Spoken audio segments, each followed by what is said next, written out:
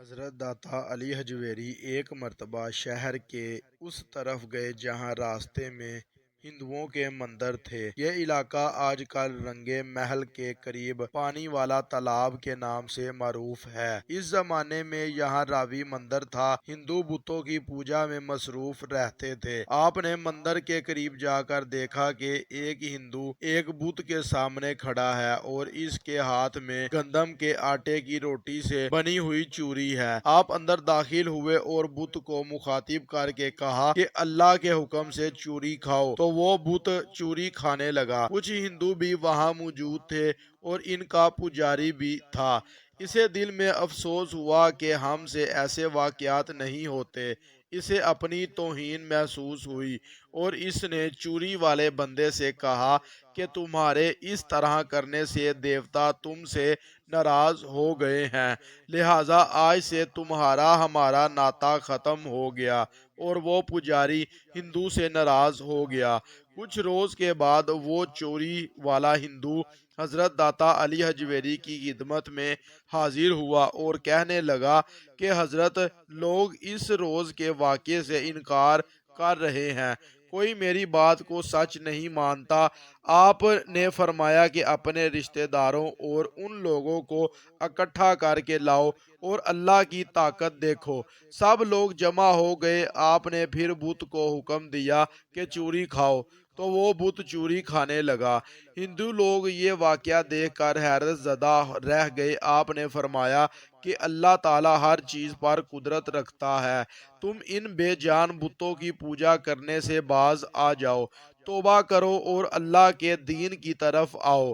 آپ کی اس کرامت سے بے شمار ہندو مسلمان ہو گئے۔ یہ واقعہ پہلے لوگوں میں سینہ بہ سینہ چلتا آ رہا تھا، لیکن اب مختلف تذکروں میں بھی اس کا ذکر ملتا ہے۔ ایک روز علی حجویری رحمۃ اللہ علیہ اپنی قیام گاہ میں پر تشریف فرما تھے اور یاد الہی میں مصروف تھے کہ ایک بوڑھی عورت کا گزر ادھر سے ہوا جس کے سر پر دودھ سے بھرا ہوا مٹکا تھا۔ آپ نے اس عورت سے کہا کہ تم اس دودھ کی قیمت لے کر دودھ دے دو۔ اس عورت نے جواب دیا کہ یہ دودھ آپ کو نہیں دے سکتی، کیونکہ یہ دودھ رائے راجو کو دیتی ہوں۔ اگر نہ دوں تو اس کے اثر سے بھینسوں کے تھنوں سے دودھ کی جگہ خون نکلنے لگتا ہے۔ آپ نے عورت کی یہ بات سن کر کہا کہ اگر تم یہ دودھ مجھے دے جاؤ تو اللہ کی رحمت اور فضل سے تمہاری بھینسیں پہلے سے بھی زیادہ دودھ دیں گی اور تم ہر قسم کی آفت سے محفوظ ہوگی۔ آپ کی یہ بات سن کر عورت رضامند ہو گئی۔ اس نے دودھ آپ کو دے دیا اور واپس لوٹ آئی۔ شام کو جب اس نے اپنے جانوروں کا دودھ دویا تو انہوں نے روز کی نسبت زیادہ دودھ دیا، یہاں تک کہ اس کے گھر کے سب برتن بھر گئے۔ اللہ تعالیٰ نے ان کے دودھ میں برکت ڈال دی۔ یہ خبر جلد ہی لاہور میں پھیل گئی کہ لوگ لاہور کے باہر اللہ کا ایک فقیر ہے، اس کو دودھ دیں تو دودھ اللہ تعالیٰ کی برکت سے بڑھ جاتا ہے۔ چنانچہ دودھ میں برکت کی خاطر لوگ آپ کے پاس دودھ لانے لگے۔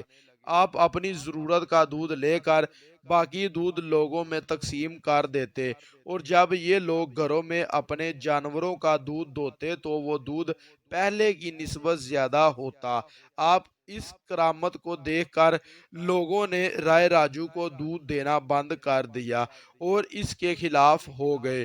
رائے راجو کو جب اصل حقیقت کا علم ہوا کہ اب اس فقیر کی دعا سے اس کا جادو اب بھینسوں کے تھنوں پر نہیں چلتا، تو اس نے سوچا کیوں نہ اس جادو کو تیز کر کے اس فقیر کو یہاں سے بھگا دیا جائے جس کے پاس لوگ دودھ کا تحفہ لے کر جاتے ہیں، مگر وہ انہیں جانتا تھا کہ اللہ تعالیٰ کے فقیروں کے ساتھ خدا کی مدد شامل حال رہتی ہے۔ چنانچہ انتقامی جذبے کے تحت وہ آپ کے سامنے آیا اور کہنے لگا کہ آپ نے ہمارا دودھ تو بند کر دیا، آپ ہمارے ساتھ مقابلہ کرو۔ رائے راجو نے زبان میں کچھ پڑا اور ہوا میں اڑنے لگا اور خدا کے فضل سے داتا علی حجویری کی جوتیاں ہوا میں بلند ہو کر اس کے سر پر پڑنے لگی تو وہ زمین پر اتر آیا۔ آخر وہ آپ کے قدموں میں گر گیا اور مسلمان ہو گیا۔